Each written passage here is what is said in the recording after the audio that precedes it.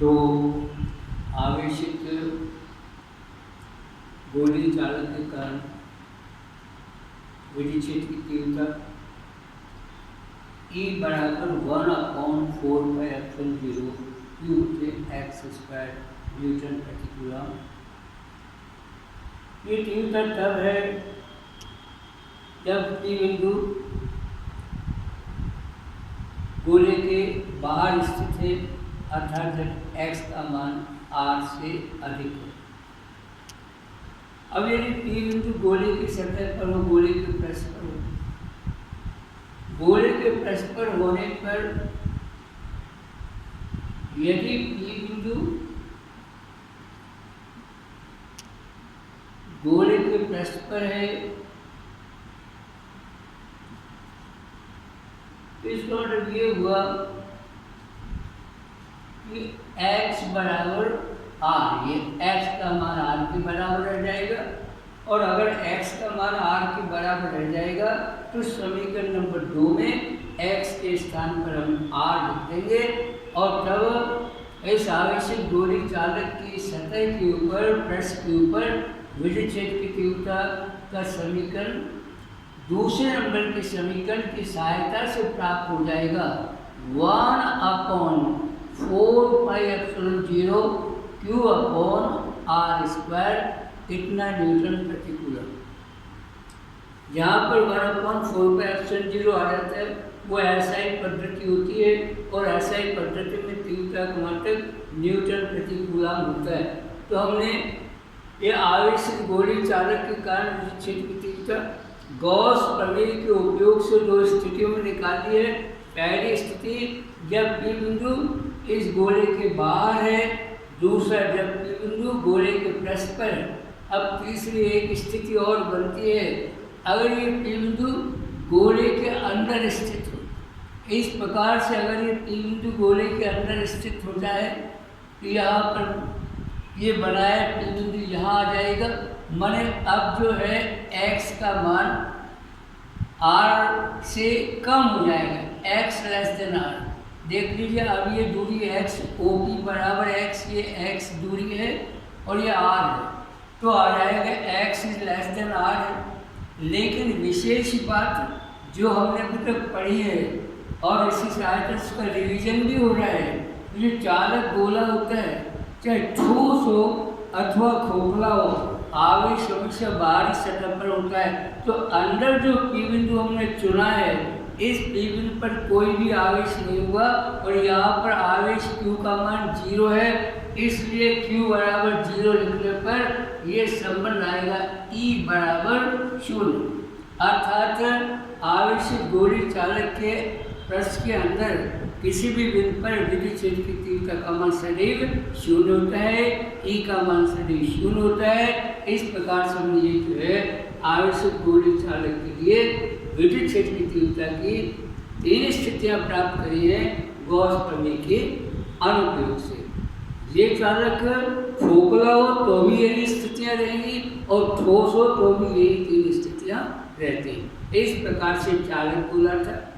अब हमको कुचालक या अचालक गोले के लिए भी गॉस प्रमेय से तीव्रताएं ज्ञात करनी है।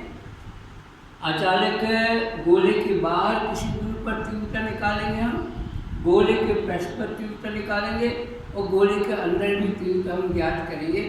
ये हमको अब अचालक गोले के लिए हम ये बात ज्ञात करना। तो फिर से देख लें हम चित्र, इसी चित्र की सहायता ले लेते हम, लेकिन फर्क यहाँ पर पड़ जाएगा। मैं आवेशित गोले अब चालक के स्थान पर अचालक गोले के लिए कर लेते, देख लेते अचालक गोले के विद्युत क्षेत्र की तीव्रता। वही 3 स्थितियाँ, पहला गोले के बाहर हो P बिंदु जिस पर तीव्रता हमको ज्ञात करनी है, और दूसरा P बिंदु गोले के पृष्ठ पर हो, तीसरा P बिंदु गोले के अंदर हो। P बिंदु माने वो बिंदु जिस पर हमको विद्युत क्षेत्र की तीव्रता ज्ञात करें। अचालक गोले में एक खास बात होती है कि इसमें आवेश शरीर पृष्ठ पर नहीं रहता। अगर आवेश दिया जाता है तो आवेश संपूर्ण गोले में वितरित हो जाता है। ये Q आवेश है, क्यू आवेश संपूर्ण गोले माने गोले के अंदर ही वितरित हो जाएगा। इस प्रकार से अचालक और चालक गोले में फर्क हुआ कि चालक गोले में चाहे चालक गोला खोखला हो अथवा ठोस हो, आवेश हमेशा बाहरी पृष्ठ पर रहता है। लेकिन अचालक गोले में जब आवेश देते हैं तो आवेश अंदर भी पूरी तरह से समान रूप से वितरित हो जाता है, माने आवेश केवल यहाँ रहेगा चालक गोले पर और अचालक गोले अंदर भी समान रूप से वितरित हो जाता है। अभी देख रहे यहाँ पर ऐसा हमने अचालक गोला ले लिया है और यह अचालक गोले की त्रिज्या r है, ये स्मॉल r त्रिज्या है और अचालक गोले के केंद्र से x दूरी पर माने गोले के बाहर P बिंदु है। इस P बिंदु पर हम विद्युत क्षेत्र की तीव्रता ज्ञात करेंगे। ऐसा करने के लिए जैसे अभी तक करा था वैसे ही हम करेंगे। अभी तो ये जो है O को केंद्र और O की बराबर x को त्रिज्या मानकर एक हम काल्पनिक गोले की संरचना कर लेंगे। ये काल्पनिक गोला हमने बना लिया। ये काल्पनिक गोले की संरचना क्यों करी तो इसकी वजह आपको मालूम है, चलो रिवीजन भी कर लेते हम। गॉस प्रमेय केवल तब लगती है जब आवेश जब आवेश बंद पृष्ठ के अंदर, ये जो हमने गोला बना दिया है, टूटी लाइन से गोला बना दिया है, ये गॉसी पृष्ठ कहलाती है। अब ये गॉसी पृष्ठ, ये बंद पृष्ठ है, इसके अंदर ये गोला S है और इस गोले में Q आवेश इसमें हमने वितरित किया हुआ है। अब देख लेते हैं प्लीज, गोले के केंद्र से x दूरी पर हमने P बिंदु माना है। ये P बिंदु गोले के बाहर है, मतलब हम यहाँ कह सकते हैं कि x is greater than r, x is greater than r, यहाँ पर ये स्थिति बनी है। अब फिर वही काम करें अपन, ये जो P बिंदु है इसको घेरे हुए अल्प क्षेत्रफल के पृष्ठ की कल्पना कर लेते अपन गॉसी सतह पर, और यहाँ पर विद्युत बल रेखा की दिशा हमेशा पृष्ठ के लंबवत होती है और जिस दिशा में बल रेखा जाती है वही विद्युत क्षेत्र की तीव्रता की दिशा होती है। मैंने इसे सदिश ई से प्रदर्शित कर दिया है।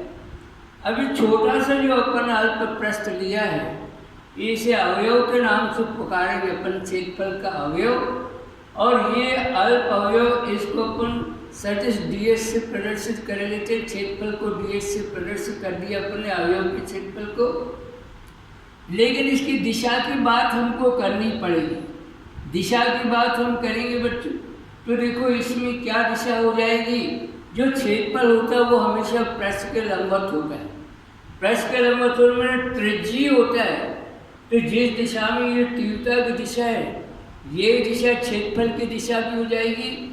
अब तीव्रता भी सदिश राशि होती है और क्षेत्रफल भी सदिश राशि होती है, तो जैसे हमने पहले करा था वैसे देख लें अपन प्लीज। ये जो छोटा सा ds क्षेत्रफल लिया हमने, इससे संबद्ध फ्लक्स d5 बराबर सदिश ई डॉट सदिश ds होगा, क्योंकि फ्लक्स बराबर होता है तीव्रता डॉट क्षेत्रफल, तीव्रता भी सदिश राशि, क्षेत्रफल भी सदिश राशि।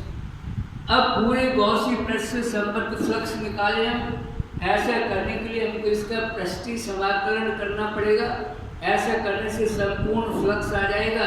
वो संपूर्ण फ्लक्स चलो हम फाई लिख लेते हैं और ये पृष्ठीय समाकलन का निशान लगा दिया मैंने, तो सदिश ई डॉट सदिश ds बराबर ई ds cos थीटा होगा। लेकिन हमारे चित्र के अनुसार ई और ds एक ही दिशा में है तो इनके बीच का कोण शून्य हो जाएगा, इसलिए कुल फ्लक्स फाई बराबर पृष्ठीय समाकलन ई ds cos 0 होगा। cos 0 का मान सदैव 1 होता है, इसलिए फाई बराबर पृष्ठीय समाकलन ई इंटू ds आ जाएगा। चलो ये समीकरण नंबर हमने 1 लिख ली, लेकिन गॉस प्रमेय से हमको पता है फाई बराबर q बटे एप्सिलॉन 0 होता है। क्यों यहाँ पर आवेश जो हमने गोली चालक को दिया हुआ है इसको, ये q आवेश है, इसलिए फाई बराबर q अपॉन एप्सिलॉन 0 का मान हम समीकरण नंबर 1 में लिख देंगे और 1 में लिखेंगे तो संबंध आ जाएगा q अपॉन एप्सिलॉन 0 बराबर और e लिख दिया हमने और पृष्ठीय समाकलन ds लिख लिया। एक और बात, ई का मान बदल नहीं सकता था, तो ई का परिमाण क्यू और आर पर निर्भर करता है, तो क्यू जितना उतना ही है और त्रिज्या में नहीं बदल रही, इसलिए ई का मान बदलेगा नहीं, इसलिए ई यहाँ पर हर बार हमने यहाँ ई लिखा है, ई का मान परिवर्तित नहीं किया है और ds का हमने समाकलन किया है। चलो खैर, अगर पृष्ठीय समाकलन करें अपन गॉसी पृष्ठ का, ये पूरे गॉसी पृष्ठ का कुल क्षेत्रफल तो 4πx² आ जाएगा, तो गोले का क्षेत्रफल ये उसका समीकरण सूत्र है 4πx², तो गोले की त्रिज्या x है। यहाँ पर समाकलन ये जो हमने ds लिखा हुआ है, इसके स्थान पर अपन 4πx² लिखेंगे तो संबंध आएगा q/ε0 बराबर e और इंटू 4πx²। यहाँ पर e का मान ज्ञात करना हमको, हम त्रिज्या गुणा कर देंगे तो e बराबर 1/4πε0 q/r² न्यूटन प्रति कूलम। ये तीव्रता कब निकाली हमने? जब x is greater than r, माने जब p बिंदु इस आवेशित अचालक गोले के बाहर स्थित है, ये एक स्थिति आ गई।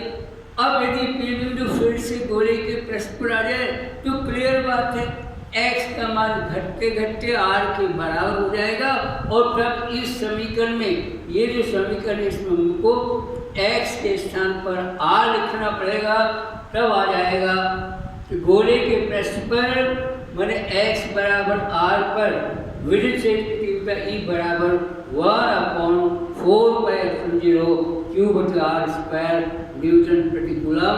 तो जैसे चालक में था, ये दोनों स्थितियां अचालक में भी बिल्कुल वैसी की वैसी आई है, लेकिन फर्क पड़ेगा जब हम ये p बिंदु है इसको गोले के अंदर लेंगे तो फर्क पड़ेगा, तो थोड़ा भिन्न प्रकार से हमको गणना करनी पड़ेगी। चलो हम वो देखते हैं। मैंने इसी को बड़े रूप में बना दिया। यहाँ पर ये गोला है, 8 त्रिज्या का गोला है, अचानक गोला है, इसको पूरे के ऊपर क्यू आवेश है, इस पूरे गोले को मैंने S से, देखिए S से प्रदर्शित करा हुआ है। अब p बिंदु गोले के अंदर है, गोले के अंदर है माने x का मान r से कम है, तो हमने OP बराबर x को त्रिज्या मान के एक और काल्पनिक गोला बना दिया है। ये काल्पनिक गोला ये गॉसी सतह के नाम से पुकारेंगे, ये काल्पनिक गोले को मैंने गॉसी सतह के नाम से पुकारेंगे, पूरी गॉसी सतह बना दी। ये बंद पृष्ठ है इसमें। अब देख रहे हैं अपन इसमें ये जो पूरा गोला था जिसकी त्रिज्या कैपिटल R थी, इस कैपिटल R त्रिज्या के गोले पर आवेश Q है। इस पूरे गोले का आयतन तो 4/3 πr³ होगा, आयतन का फॉर्मूला होता है। तो पूरे गोले पर माने 4/3 πr³ आयतन पर आवेश बराबर Q है, इसलिए एकांक आयतन पर आवेश होगा Q/4/3 πr³। इसलिए जो छोटा गोला है अंदर का, जिसे गॉसी सतह का है ना, ये अंदर वाले गोले पर आवेश, तो अंदर वाले गोले पर आवेश माने 4/3 πx³ आयतन पर आवेश बराबर, तो इसी समीकरण में हमने 4/3 πx³ का गुणा करा है, तो संबंध आया है Q/4/3 πr³ इंटू 4/3 πx³। इसे हल करेंगे तो ये जो है भीतर वाले गोले पर आवेश, छोटा गोला x त्रिज्या का गोला, इस पर आवेश चलो q' बराबर और qx³/r³, ये हमने लिख लिया, इस समीकरण तैयार कर लिया अपन ने। अब यहाँ पर x r से कम, ये तो देख लिया अपन ने, तो इससे संबद्ध फ्लक्स निकालें अपन, है ना। ये जो है ये छोटा गोला, इससे संबद्ध फ्लक्स निकाले। माना कि छोटा गोला जिसकी त्रिज्या x है, इससे संबद्ध फ्लक्स φ' है, तो φ' बराबर जैसे हम सदैव करते रहे तीव्रता डॉट क्षेत्रफल होता है, तो तीव्रता डॉट क्षेत्रफल सदिश E डॉट सदिश ds, इसका पृष्ठीय समाकलन लिखा। लेकिन E डॉट ds, E और ds के बीच का कोण 0 होगा। यहाँ देख लेते हैं अपन, E और ds के बीच का कोण ये P बिंदु रहा, इस पर ये ई की दिशा हो गई और यही डी एस की भी दिशा है। दोनों फिर से एक ही दिशा में है, एक ही दिशा में, इसलिए इनके बीच का कोण फिर से 0 है। तो फाई डैश बराबर ई पृष्ठीय समाकलन डी एस आ जाएगा और पृष्ठीय समाकलन डी एस का मान तो हम 4πx² लिखेंगे। ये पृष्ठीय समाकलन dx है, ये छोटे वाले गोले का पृष्ठीय क्षेत्रफल है, तो इसका पृष्ठीय क्षेत्रफल 4πx²। तो संबंध हमने लिखा है q डैश अपॉन एप्सिलॉन 0, क्योंकि गॉस प्रमेय से हमको पता है फाई बराबर q बटे एप्सिलॉन 0 होता है। फाई डैश बराबर q डैश बटे एप्सिलॉन 0 लिखा, क्योंकि फाई डैश छोटे गोले से संबद्ध फ्लक्स है और छोटे गोले पर आवेश q डैश है, तो q डैश बटे एप्सिलॉन 0 बराबर लिखेंगे अपन e और इनटू ये पृष्ठीय समाकलन dx को हमने 4πx² लिख लिया। तो समीकरण हमारे पास में फाई डैश माने q डैश बटे एप्सिलॉन 0 बराबर e इंटू 4πx²। अब यहाँ पर हमको q डैश का मान लिखना है। q डैश माने इसके ऊपर जो आवेश है द्वितीय गोले पर, इसका मान समीकरण 3 से हम पहले निकाल चुके हैं। वो मान है q डैश बराबर qx³ बटे r³। ये मान q डैश का हमने यहाँ पर लिख दिया है।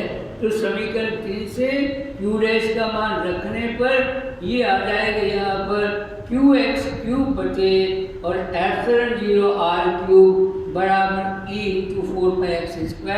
हल करेंगे हम इसमें, एक x² से x³ की 2 घातें कट जाएंगी, एक घात बचेगी, शेष बचेगा e बराबर 1/4π0 qx बटे r³ न्यूटन प्रति कूलम।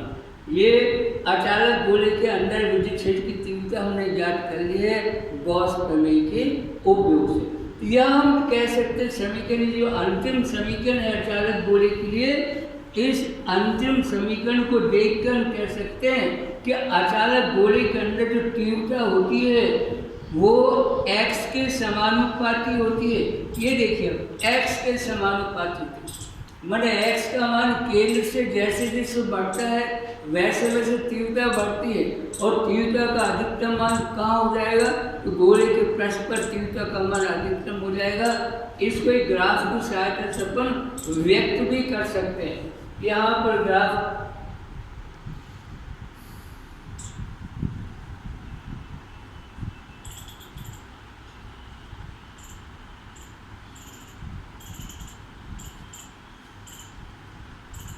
ये गोले के केंद्र को यहाँ पर बना दिए, एक को y अक्ष बना दिया, y अक्ष की दिशा में तीव्रता को अंकित कर ले और x अक्ष की दिशा में गोले के केंद्र से P बिंदु की दूरी को हम अंकित कर लेते हैं।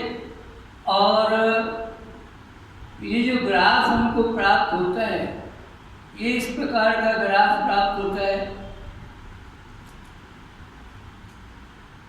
ये ग्राफ माने प्रारंभ में क्या होता है, जैसे जैसे केंद्र से दूरी बढ़ती है, केंद्र से दूरी बढ़ती है तो ई का मान, तीव्रता का मान बढ़ना शुरू हो जाता है। लेकिन जब x का मान r के बराबर हो जाती है, त्रिज्या r है, इस समय तीव्रता ई का मान देख लीजिए अधिकतम हो जाता है। इसके बाद केंद्र से और आगे हम गोले के बाहर चलते हैं, जैसे जैसे दूरी और बढ़ती है, त्रिज्या से दूरी बढ़ती है, तो r का मान घटने लग जाता है। ये ग्राफ को बताता है कि कैसे कैसे तीव्रता का मान परिवर्तित होता है केंद्र से P बिंदु की दूरी बढ़ने पर। ये हमारे सामने ग्राफ है। इसमें y अक्ष पर मैंने तीव्रता को अंकित किया है और x अक्ष पर गोले के केंद्र से उस बिंदु की दूरी को अंकित किया है जहाँ पर हमको विद्युत क्षेत्र का ज्ञात करना है। ये हमने चालक गोला और अचालक गोले के लिए पढ़ लिया है।